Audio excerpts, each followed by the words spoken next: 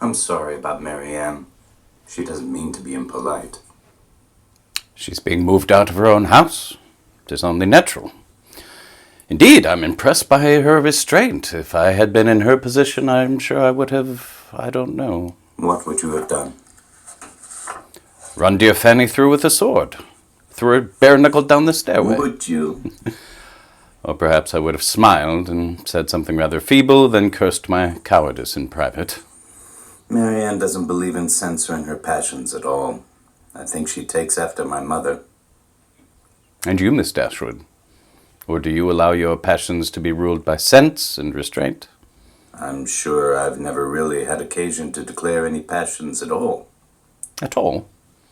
Or just not out loud? And Margaret? Margaret was more interested in the contents of the pond than the contents of her heart.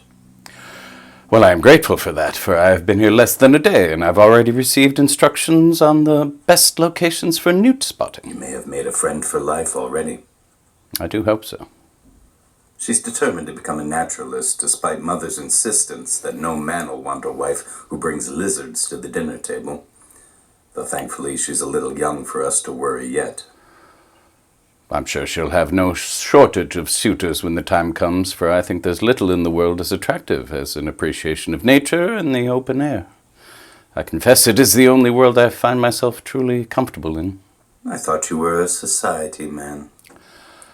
Ah, Fanny has been relaying the details of my mother's fortune, has she? It is a favorite topic of hers. It must be comforting to know that your future's secure, that you won't suffer the agony of an uncertain inheritance. If only it were that simple. You see, my brother Robert is far more impressive than I, and although I am the eldest, I wouldn't be surprised if she cut me out completely. Surely not. Robert has that natural effervescence that makes society life easy for him, whereas I'm afraid I find the extravagances of society rather overwhelming. He has always been the orator and the sportsman and the favorite. When he was leading the fray at Harrow's, I was lumped off to being tutored by an uncle, Mr. Pratt, a fat old fellow with a beady eye and little capacity for learning. So whilst Robert is conquering the city, the only profession my rather sorrowful demeanor sets me for is the church. And would that make you happy? A parsonage? A country life? Perhaps. If it was a very little parsonage, with a very small congregation, one or two perilously old ladies, a couple of rabbits, and a Jersey cow to bless at harvest time, then I'm sure I could live out my life quite contentedly. What do you think to that, Miss Dashwood? Do you despise me? Not at all. In fact, I think you very lucky indeed. I can't think why. Mr. Ferrars, you at least have the chance to work, to find joy in a profession. If only we could do the same. But we are women. All we are at liberty to do is sit and wait. Or stroll and wait. Or stroll. Indeed. And what an unadulterated joy that can sometimes be. Now look who I have brought you, Mr. Ferrars. Robert Ferrars, Miss delighted. Dashwood and Miss Steele. I've heard a good deal about you, Miss Dashwood, which is praise indeed, as my urchin of a brother seldom speaks 10 words together. Miss Steele, I know we've never met, for I wouldn't forget a face like yours. Mr. Ferrars.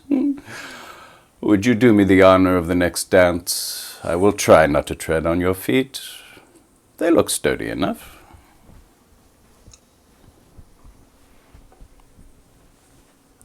What a delight, what a delight. It is such a pleasure to meet you both, isn't it, my dear? We have heard so much about you, haven't we, Mr. Palmer? Mr. Palmer. We have indeed. And my niece, Lucy Steele. She has been longing to meet you both. She talks of little else. Mrs. Jennings has told me so much about you. I'm sure I don't know what there is to tell. We live a simple life with little to report. And our other little guest, Mother. Soon Mr. Palmer will have to push me around in a cart, won't you, darling? He will indeed. Ooh, we walked past your cottage on the way here. It is so little and quaint. It is so charming. I said to Mr. Palmer, we could build one just like it in the garden, couldn't we, darling? He'd like that, he would. But of course, Mr. Palmer does not hear me. I do. He never does. It is so ridiculous. I say, you really are almost as pretty as Mother said. I'm sure I don't know why you're not both married off already. Come now, you remember how it was with you. We thought you'd never find one, and then along came Mr. Palmer, and you snared him like a rabbit. And what a wondrous thing that was. Maybe for you. Oh, Mr. Palmer, you joke, you joke. I don't. And tonight we are all to have dinner, though we are a small party indeed. I wonder if we should ask the Gilberts. We can't ask the Gilberts. They dined with us last week. Tush, tush, we mustn't stand upon ceremony. Not stand upon ceremony, then you would be very ill-bred. My love, do you know you can be quite contradictory? I do not think I contradict anyone in calling your mother ill-bred. Aye, you may abuse me as you please, but I have the whip hand over you, Mr. Palmer. You have taken Charlotte off my hands and cannot give her back again. Well, thank you for bestowing the gift of eternal chatter in human form. Really, Mr. Palmer is so droll. He is always in an ill humor. I wonder you cannot fathom why.